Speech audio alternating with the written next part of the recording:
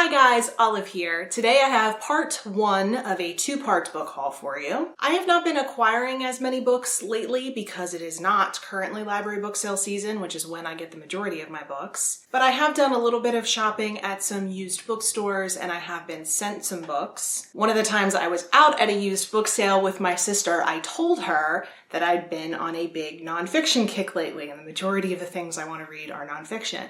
To which she responded, "Oh, so what, your whole life?" She thinks she's funny. The majority of the books I have picked up lately have been nonfiction. So in this first section, it's going to be all the nonfiction books I've acquired, and in the second part, it will be a smaller haul for all the fiction books that I've picked up. As usual, I have been sent some books by Steve Donahue, who always keeps me well stocked in books on Russia. He sent me 2 books on St. Petersburg, which of course is my favorite city in the whole world. The first being St. Petersburg, Shadows of the Past by Katrina Kelly. This was one that was actually on my wish list, although he did not know that. And the other one he sent was St. Petersburg, A Cultural History by Solomon Volkov. And then speaking of history books on cities and my sister being in town, my sister had picked this up at a library book sale and thought of me. It is Moscow, Governing the Socialist Metropolis by Timothy J. Colton. Not only did I not own this book, which is a miracle considering it's a book on Russia, but I had never even heard of this one, so many kudos to my sister. I think this book focuses on Moscow's history as the capital of Russia. The next book is another one from Steve. It's called A Documentary History of Russian Thoughts. This is a book of Russian philosophy from Enlightenment to Marxism.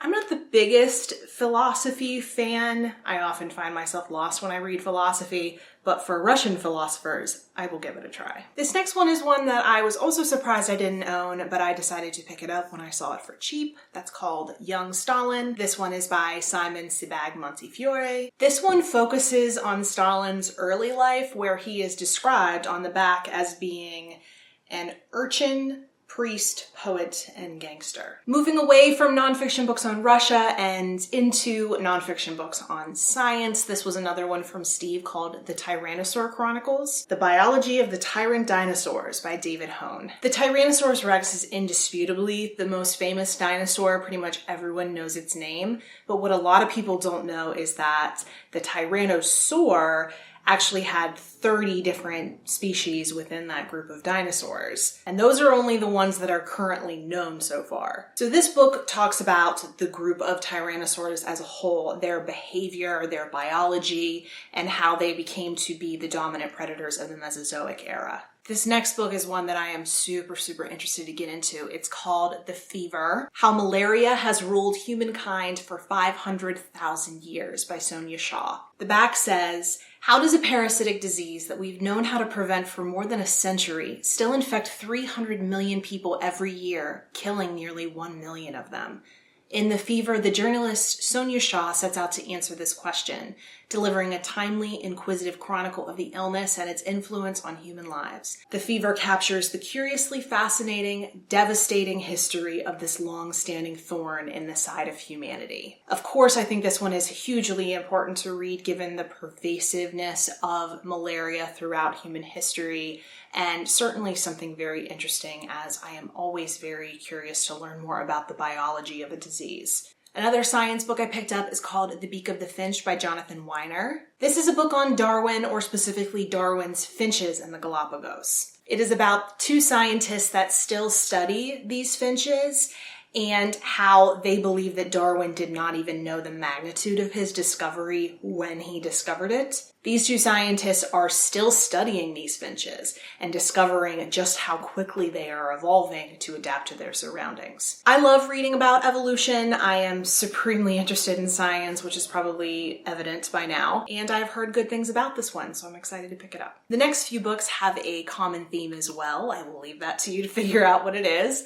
The first one is called The Language Wars, A History of Proper English by Henry Hitchings. If you've been watching my channel for any extent of time, you know how interested I am in language. This was on my TBR already, and when I saw it at a used book sale, I knew I had to pick it up. This book talks about the way to speak English properly has always been disputed, and it says the arguments behind the proper way to speak English are more often about the values of the age, morality, and politics than they are about language itself. Given that I, of course, love language and I also love history, this seems to scratch both of those itches, and I am incredibly excited for this. The next book is called The Professor and the Madman, A Tale of Murder, Insanity, and the Making of the Oxford English Dictionary by Simon Winchester. This is the story of the man who contributed the most definitions to the original version of the Oxford English Dictionary, and how he was an inmate at an asylum for the criminally insane. It's one of those stories that seems like fiction, but was actually something that happened, and those are probably my favorite types of nonfiction books to read.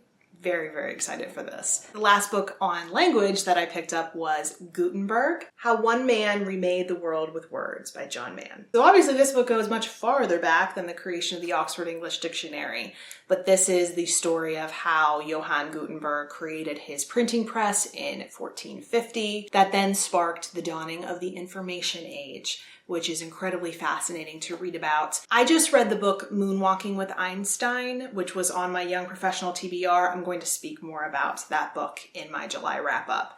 But a lot about that book talks about our collective memory, which is the written word. Since the creation of the printing press, it was much, much easier for people to write down their memories versus passing them orally from generation to generation. Because of this, our collective human memories are being written down. We don't have to store as much in our brains anymore, and so our attitudes toward memory are different now. That whole book was absolutely fascinating, and I thought it would be really cool then to go back and read about the creation of the printing press, where it all started. The next two nonfiction books I picked up are both memoirs, the first one being one that I had heard a lot about.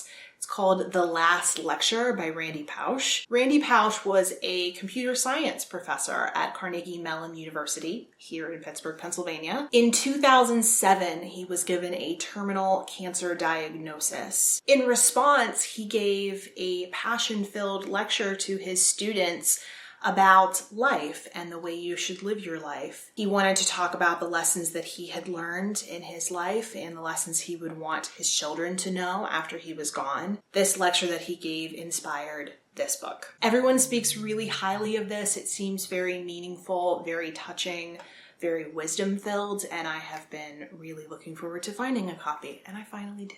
The next one is kind of on similar lines, and that's Ingratitude by Jenny Diskey. This was one that I heard about on Steve Donahue's channel. He spoke extremely highly of this one, but he did say that it is incredibly sad.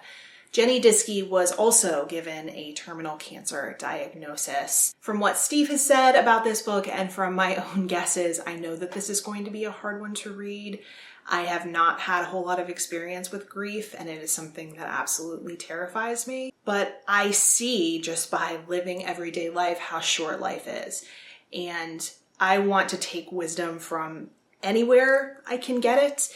And this seemed like a really profound one, just like the last lecture. So this is one that I know will be hard to read, but that I am still looking forward to reading. And on a slightly lighter note, the next two books are books about business. The first being The Age of Access, The New Culture of Hypercapitalism, Where All of Life is a Paid-For Experience by Jeremy Rifkin. This is a book about the new way that the economy is functioning, how business is won and money is made. This was actually published in 2000, so obviously a bit outdated, but people on Goodreads who are rating it in the present are saying just how accurate a lot of his predictions were about the future. So this one has me very, very curious. And this last one in the haul is one that I probably should have included on my Young Professional TBR, but it just slipped my mind. That book is Too Big to Fail. The inside story of how Wall Street and Washington fought to save the financial system and themselves by Andrew Ross Sorkin. As you probably know, this is a book about the financial crisis of 2008 and the subsequent global recession that it caused. It goes into why exactly the banks failed and how exactly they were bailed out by the government. I think this is an important one for everyone to read, but given that I am in the finance industry, I think it is vital for me to read this. So that was the first part of this book haul. You had some lighter nonfiction and then some very heavy nonfiction,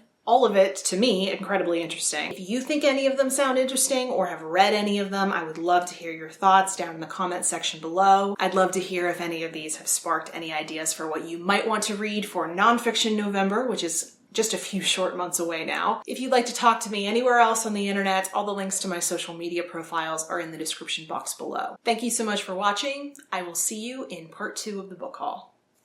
Bye.